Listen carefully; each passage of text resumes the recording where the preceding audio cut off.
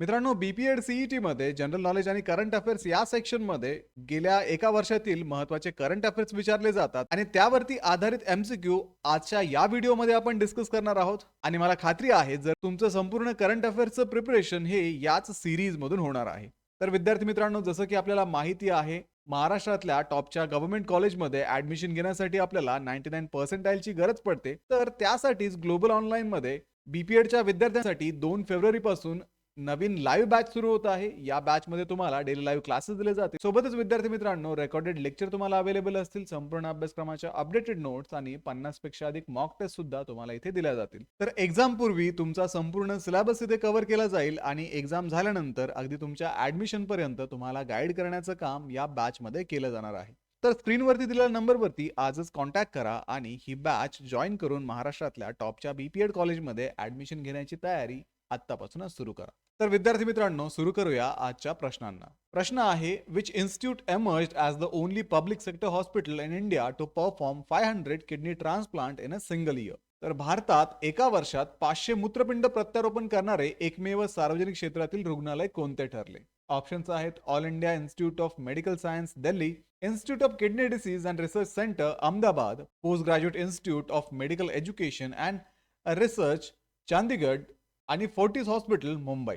तर विद्यार्थी मित्रांनो, institute of kidney disease and research centre अहमदाबादने 2025 मध्ये 500 मूत्रपिंड प्रत्यारोपण पूर्ण केली, जे भारतातील सार्वजनिक रुग्णालयातील आतापर्यंतच्या सर्वाधिक शस्त्रक्रिया आहेत. हे गुजरात आरोग्य विभागाअंतर्गत कार्यरत असून परवडणाऱ्या मूत्रपिंड प्रत्यारोपणात राष्ट्रीय पातळीवरती हे अग्रगण्य आहे. त्यामुळे या प्रश्नाचं योग्य उत्तर आहे option B, institute of kidney disease and research centre Ahmedabad. So this institute completed 500 kidney transplant in 2025, the highest ever by a public hospital in India.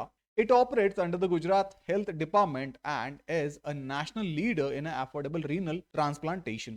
So the correct answer will be option B, Institute of Kidney Diseases and Research Center, Ahmedabad. Next question आहे, the Ayanur Amanur festival is mainly associated with which tribal community?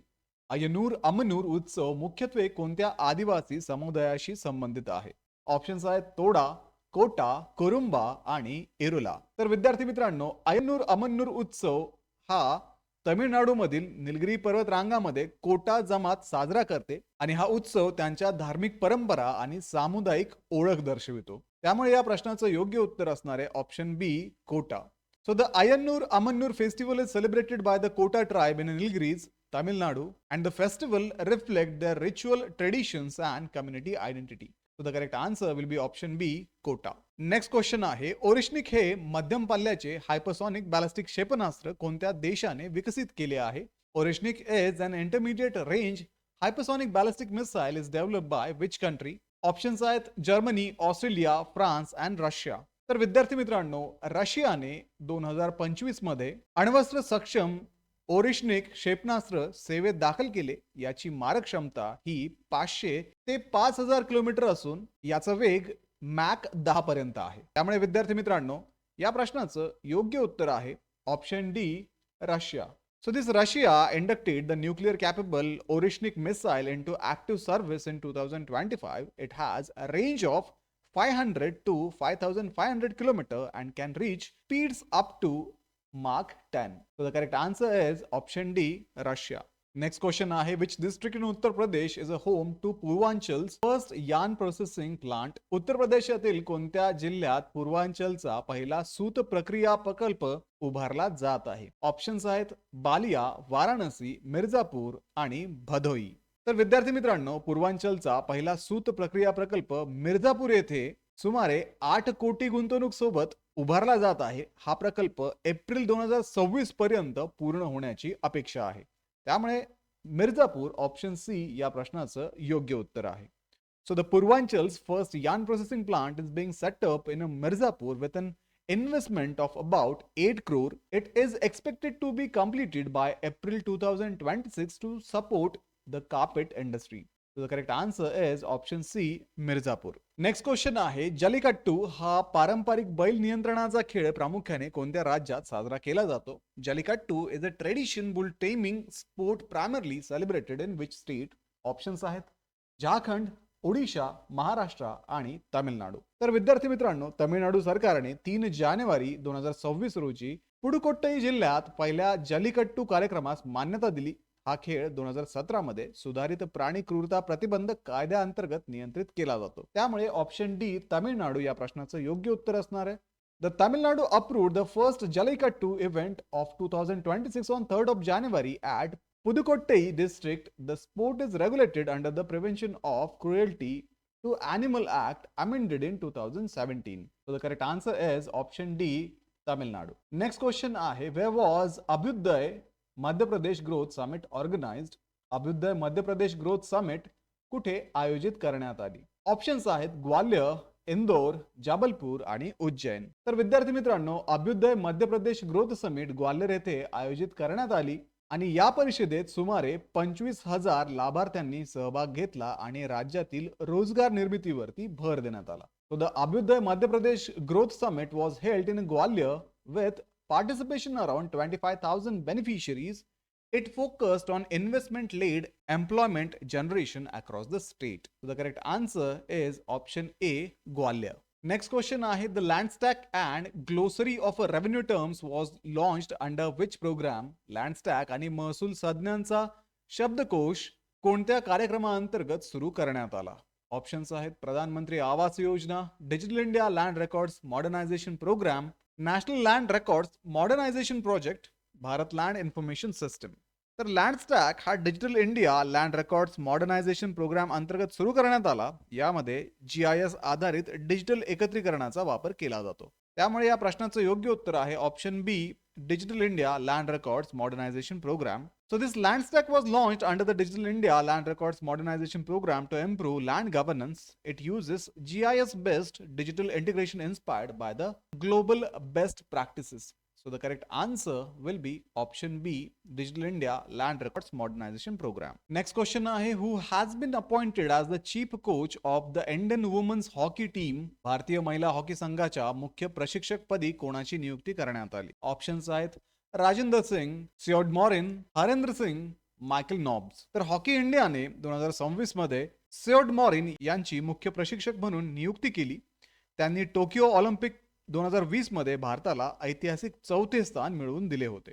So Siod Morin was appointed chief coach in 2026 by Hockey India. He earlier guided India to historic 4th place at the Tokyo Olympic 2020. So the correct answer will be option B, Siod Morin. Next question आहे, the first Vande Bharat sleeper train is planned to operate between which two cities? पहिली Vande Bharat sleeper train कोणत्या दोन शहरादरम्यान धावणार आहे? Options आहेत दिल्ली मुंबई, गुवाहाटी हावरा, चेन्नई बेंगलुरू, पटना कोलकाता. तर विद्यार्थी मित्रांनो, भारताची पहिले वंदे भारत स्लीपर ट्रेन गुवाहाटी ते हावडा दरम्यान धावणार आहे. 2025 मध्ये चाचणी पूर्ण झाल्यानंतर ही ट्रेन सुरू होईल आणि यात सुमारे 823 प्रवासी प्रवास करू शकतील. So the India's first Vande Bharat sleeper train will run between Guwahati and Howrah after completion of testing in 2025. It will carry around 823 passengers in 16 AC coaches. So the correct answer will be Guwahati and Howrah, option B.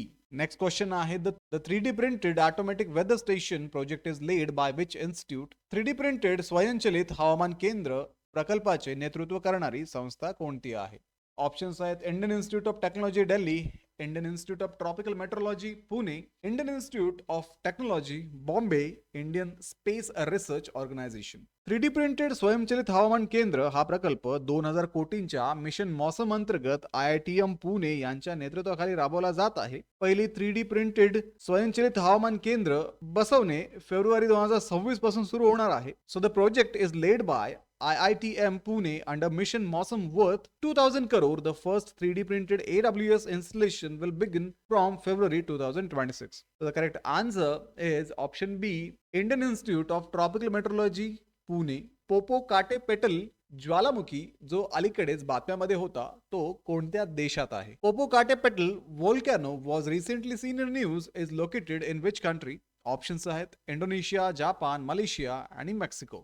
तर पोपोकाटेपेटल ज्वालामुखी मध्य मेक्सिकोमध्ये Mexico city पासून सुमारे 72 kilometre वरती आहे आणि हा 1519 पासून सतत उद्रेक होत असल्याने तो मेक्सिकोतील सर्वाधिक सक्रिय ज्वालामुखींपैकी एक आहे. So this Popocatépetl volcano is located in the central Mexico, about 72 kilometers from Mexico City. It is one of Mexico's most active volcano, which is erupting repeatedly since 1519. So the correct answer is option D, Mexico. Next question is Standards Help Inform and Nurture Empowered Women scheme is an initiative of which organization? Standards Help Inform and nurture empowered women म्हणजेच Shine योजना कोणत्या संस्थेचा उपक्रम आहे? Options आहेत national skill development corporation, bureau of Indian standard, NITI Aayog आणि ministry of women and child development. तर विद्यार्थी मित्रांनो, शाईन योजना BIS ने 2026 मध्ये 79व्या स्थापना दिनानिमित्त सुरू केली. ही योजना मानके आणि गुणवत्ता विषयक शिक्षणाद्वारे महिलांचे सक्षमीकरण करण्याचा उद्देश ठेवते. So the Shine scheme was launched by BIS during 79th Foundation Day in 2026. It aims to empower women through standard awareness and quality education. So the correct answer is option B, Bureau of Indian Standard. Next question आहे recently a new species of a midocatidid named Concephalus usmani was discovered in which region of India? अलीकडेच शोधण्यात आलेली कॉनसेफेलस उस्मानी ही नवीन मिडोकॅटिडिड प्रजाती भारतातील कोणत्या प्रदेशात आढळली? Options आहेत वेस्टर्न घाट म्हणजेच पश्चिम घाट, अंदमान आणि निकोबार आयलंड, जम्मू काश्मीर आणि ईस्टर्न घाट म्हणजेच पूर्व घाट. तर कॉनसेफेलस उस्मानी ही प्रजाती 2025 मध्ये जम्मू आणि काश्मीर मध्ये शोधण्यात आली. कॅटिडिडेट्स टेटिगोनिडी कुटुंबातील असून जगभरात 8000 पेक्षा अधिक प्रजाती या अस्तित्वात आहेत. So the Concephalus usmani was discovered in Jammu and Kashmir in 2025. Catidates belong to a family Tetigonidae with over 8000 species worldwide. So the correct answer is option C, Jammu आणि काश्मीर. पुढचा प्रश्न आहे national quality assurance standard is national quality framework established by which ministry? National quality assurance standard ही राष्ट्रीय गुणवत्ता चौकट कोणत्या मंत्रालयाने स्थापन केली आहे? ऑप्शन आहे ministry of science and technology, विज्ञान आणि तंत्रज्ञान मंत्रालय, ministry of health and family welfare आरोग्य आणि कुटुंब कल्याण मंत्रालय, मिनिस्ट्री ऑफ फायनान्स अर्थ मंत्रालय आणि ministry of social justice and empowerment सामाजिक न्याय आणि सक्षमीकरण मंत्रालय. तर विद्यार्थी मित्रांनो, नॅशनल क्वालिटी अश्युरन्स स्टँडर्ड्स ही चौकट सार्वजनिक आरोग्य सेवांची गुणवत्ता सुधारण्यासाठी आरोग्य कुटुंब कल्याण मंत्रालयाने स्थापन केली. 2025 पर्यंत 50,000हून अधिक आरोग्य संस्थांना NQAS प्रमाणपत्र मिळालेले आहे. So this NQAS was established by ministry of health and family welfare to improve public health care quality as of 2025. Over 50,000 health facilities are NQAS certified. So the correct answer is option B, Ministry of Health and Family Welfare, आरोग्य आणि कुटुंब कल्याण मंत्रालय. Next question आहे which telescope of NASA recently discovered a new astronomical object named Cloud9? नासाच्या कोणत्या दुर्बिणीने Cloud9 नावाचा नवीन खगोलीय घटक शोधला आहे? Spitzer space telescope, Roman space telescope, Hubble space telescope आणि जेम्स वेब स्पेस टेलिस्कोप. तर विद्यार्थी मित्रांनो, हबल स्पेस टेलिस्कोपने Cloud9 हा डार्क मॅटर प्रधान वायू ढग शोधला आहे. तो पृथ्वीपासून सुमारे 14 दशलक्ष प्रकाश वर्ष दूर असून त्याचे डार्क मॅटर वजन सुमारे 5 अब्ज सूर्य समतुल्य आहे. So Hubble discovered Cloud9, a dark matter dominated gas cloud about 14 million light year away. It has an estimated dark matter mass of 5 billion solar masses. So the correct answer is option C, Hubble Space Telescope. Next question आहे Swadesh Darshan 2.0, Prashad and SASCI are the initiative of which ministry? तर स्वदेश दर्शन 2.0, प्रसाद आणि SASCI हे उपक्रम कोणत्या मंत्रालयाचे आहेत? Options आहेत ministry of tourism पर्यटन मंत्रालय, मिनिस्ट्री ऑफ कल्चर संस्कृती मंत्रालय, मिनिस्ट्री ऑफ फायनान्स अर्थ मंत्रालय आणि मिनिस्ट्री ऑफ एक्सटर्नल अफेअर्स परराष्ट्र मंत्रालय. तर विद्यार्थी मित्रांनो, हे सर्व उपक्रम शाश्वत पर्यटन पायाभूत सुविधा वाढवण्यासाठी पर्यटन मंत्रालयाद्वारे राबवले जातात.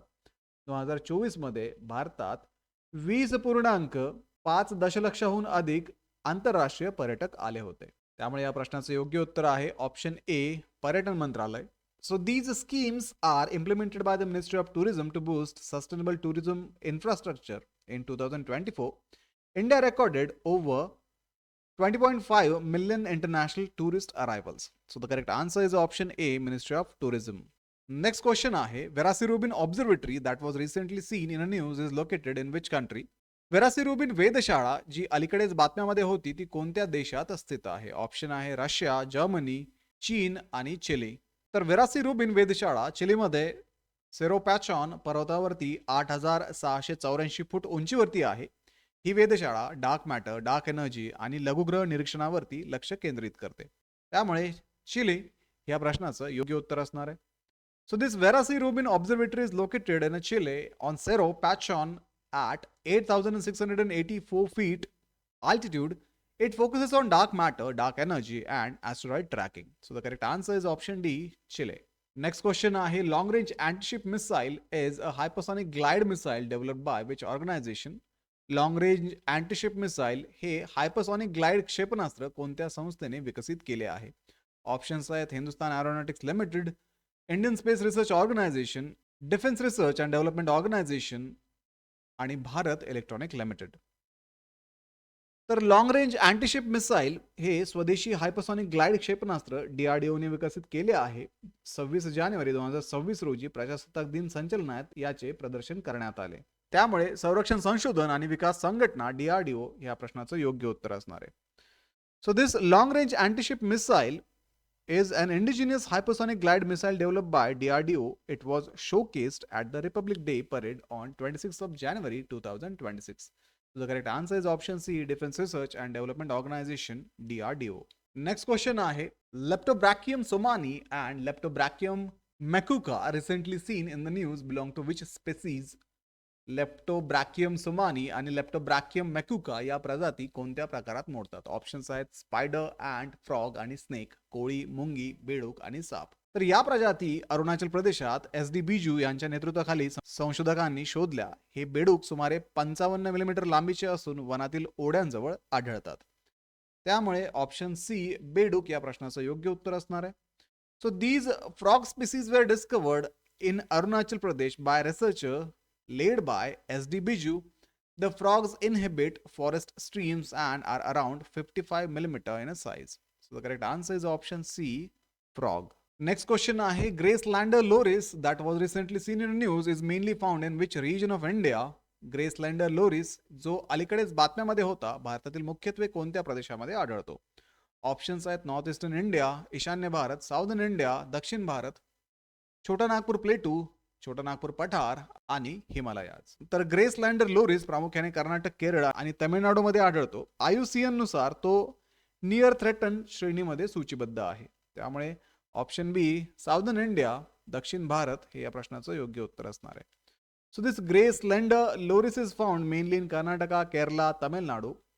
It is listed as a near threaten by the IUCN. The correct answer is southern India, option B. तर विद्यार्थी मित्रांनो, हे होते महाराष्ट्र BPED CET संदर्भात करंट अफेअर्स वरती आधारित महत्त्वाचे MCQ. ही सिरीज तुमची एक्झाम पर्यंत अशी सुरू राहणार आहे. त्यामुळे ग्लोबल ऑनलाईनला आता सबस्क्राईब करून ठेवा. सोबतच विद्यार्थी मित्रांनो, आमची जी लाईव्ह बॅच 2 फेब्रुवारी पासून सुरू होत आहे त्या बॅचला जॉईन करण्यासाठी दिलेल्या नंबरवरती व्हॉट्सअप करा किंवा प्ले स्टोअरवरती जाऊन तिथेही ग्लोबल ऑनलाईन ॲपमध्ये तुम्ही हा कोर्स जॉईन करू शकता. या बॅचमध्ये तुम्हाला डेली लाईव्ह क्लासेस दिले जाणार आहेत, रेकॉर्डेड व्हिडिओ लेक्चर्स इथे अवेलेबल असणार आहेत, संपूर्ण अभ्यासक्रमाचे अपडेटेड नोट्स, 50 पेक्षा अधिक मॉक टेस्ट आणि 2000 पेक्षा अधिक MCQ सुद्धा दिले जाणार आहेत. तर दिलेल्या नंबरवरती आजच कॉन्टॅक्ट करा आणि ही बॅच जॉईन करून महाराष्ट्रातल्या टॉपच्या BPED कॉलेजमध्ये ऍडमिशन घेण्याची तयारी अगदी आत्तापासूनच सुरू करा. तर व्हिडिओला लाईक करा, तुमच्या मित्रांना हा व्हिडिओ शेअर करा, ग्लोबल ऑनलाईनला सबस्क्राईब करा. भेटूया पुढच्या व्हिडिओमध्ये. तोपर्यंत एक्झामचं प्रिपरेशन असंच सुरू ठेवा. थँक्यू.